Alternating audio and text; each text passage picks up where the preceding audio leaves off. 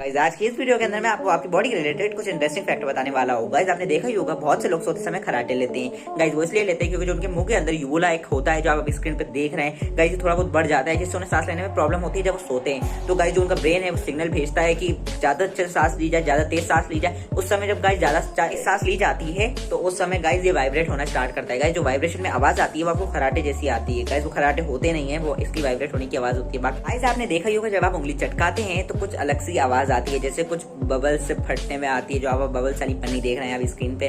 तो गाइस ये इसलिए आती है क्योंकि जो आपके जो हड्डी के अंदर एक लेयर होती है जिसमें गाइस ये हर 30 मिनट के अंदर ये बबल्स बनते हैं। गाइस जब आप उंगली अपनी चटकाते हैं तो बबल्स की फूटने की आवाज आती है। बहुत लोग बोलते हैं कि इससे आपको बुढ़ापे में जाके दिक्कत होने लगेगी, आपके हाथ कांपने लगेंगे, पर ऐसा कुछ भी नहीं होता। गाइस ये सिर्फ उस बबल्स की फूटने की आवाज होती है। अगर ये इंटरेस्टिंग फैक्ट आपको पसंद आए तो वीडियो को लाइक करें, चैनल को सब्सक्राइब करें। मिलते हैं अगले ऐसे ही फैक्ट के साथ, तब तक के लिए बाय बाय।